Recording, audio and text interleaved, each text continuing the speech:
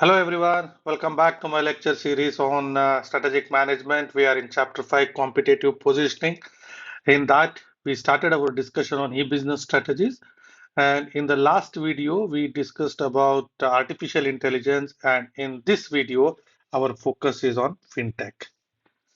Fintech is a word which includes two words within it, combination of financial and technology, three letters from here and four letters from here.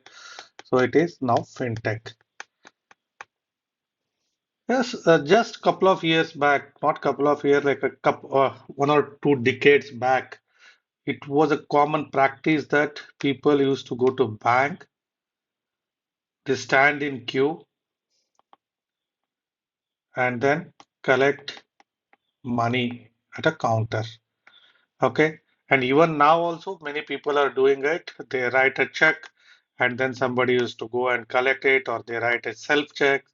They go and withdraw money, especially in post office. You can still see this kind of people moving into this kind of transactions. Okay.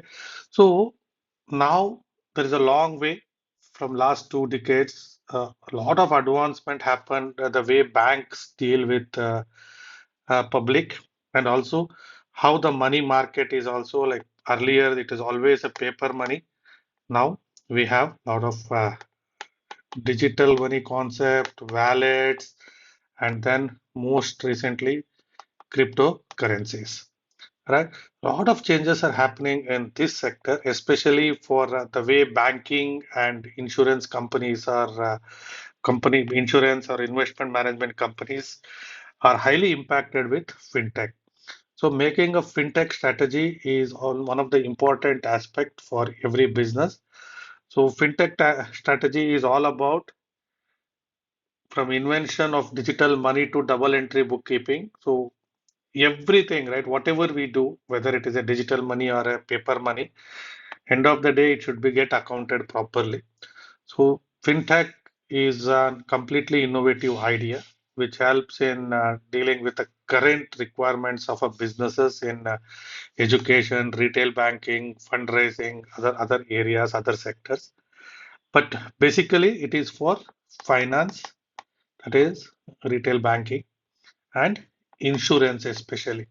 These are the areas where fintech technology strategies are made more focusedly. Otherwise, it is very, very difficult. So we have seen many fintech companies, like for example, Mastercard.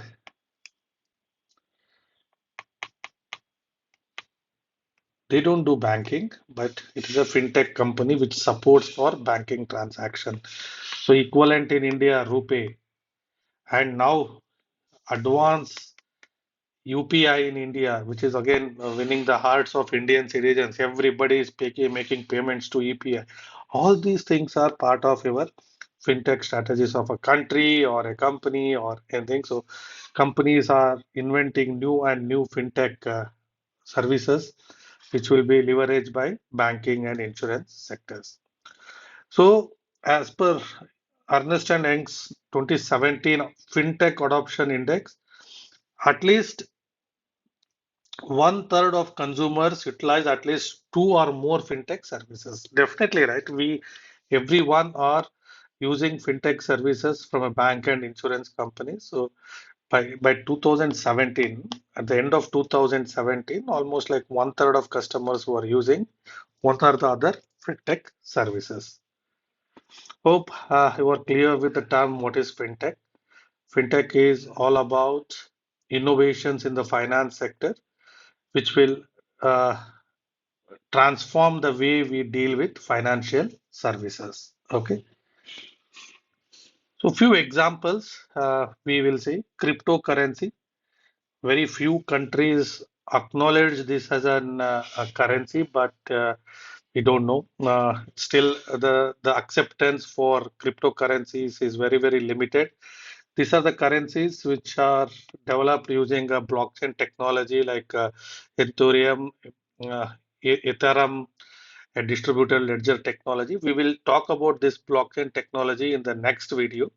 So cryptocurrencies or a digital cash as a one source of example for fintech. It is a major distractor in the industry now if it is accepted by everyone, but still it is in a nascent stage. The next fintech is smart contract. The way we can use fintech is the days of doing everything on paper, contracts, other things have gone now. It's everything is digitized now with a computer program like blockchain. Contracts can be established between buyers and credit sellers using digital signatures. Okay, open banking. So we have seen uh, earlier our data in bank was completely owned by only like, reside in a bank's server, but now you can see if you open what is that Paisa Bazaar, you will come to know what is your balance in different bank accounts, what is your loans, etc. Everything, and bank data will be used by credit score agencies. Paisa Bazaar is using it, or many other tools where like all-in-one money management tool by a Mint. If you download the app and if you password with the password, why all those things? You know cred. So if you log in with cred, you will be knowing bank balances and other things. So bank data is now open and it can be accessed by anyone with some regulations are there on that, but yes, so this is a open banking, so that is another advancement in banking area because of fintech. Insurtech, so insurance is a one industry which was disconnected, like policies will be issued by one company, it will be processed by other middle layer, and then hospitals not connected. But now almost all these are well connected. So insurtech is a new invention within finance tech. The same way, uh, RegTech, which seeks to help financial services from meet industry compliance. There is a lot of regulations for fintech companies because it deals with the people money, right? So a lot of regulations. So there is a regulation technology applications which will help banking services or a financial services company to meet all the compliances like anti-money laundering, know your customer, and again frauds. All those things can be controlled using regtech technologies. And then robo advisors.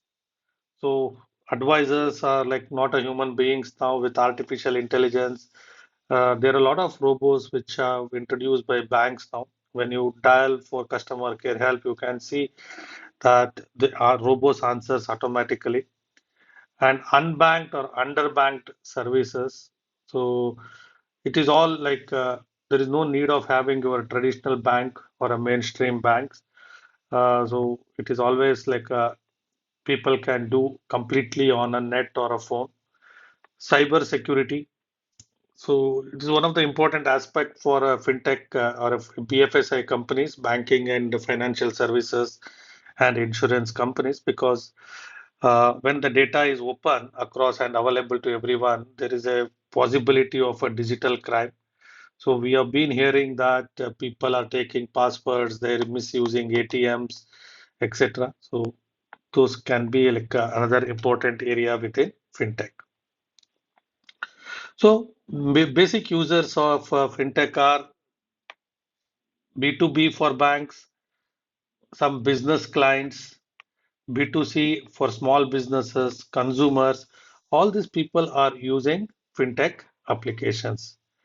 So as I said initially also, regulation is important. So that's why a lot of regulation technologies are there, which help company to meet all the possibilities because data is open, everybody is accessing it.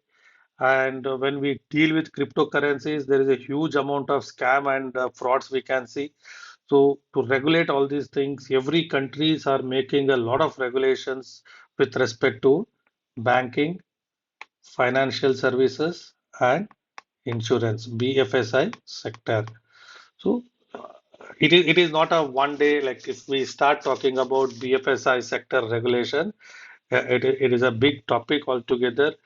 The one example what we have is GDPR. So banks should not share any general data protection regulation where banks should not share any personal data of clients to other service providers. So like this, lot of regulations are coming in fintech. So summarily, what we have discussed in fintech is what is fintech and why it is important in the recent time, and everybody is using fintech. Most affected industries are banking, financial services, and insurance. But other than that, other industries are also uses these benefits like education, fundraising, non-profit, etc. And here are some examples of fintech: cryptocurrencies, digital cash, smart contract, open banking, insurtech, regtech, robo advisors, etc. Unbanked or underbanked, cyber security, all those are fintech use cases.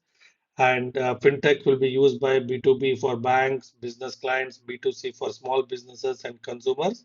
And finally, last point is there are a lot of regulations because it deals with the customer data and money. And every country is making a lot of policies, especially to control cryptocurrency related frauds and other things. And also, there is a GDPR, which regulates the personal data usage by banks. Apart from that, there are many other anti-money laundering, fraud detection, etc. So all those are related regulations in fintech. That's all on fintech, guys. And in the next video, we will discuss about blockchain. With that, we will conclude chapter 5. Thank you so much. I request you to please uh, share this video with your friends and also subscribe my channel. Thank you.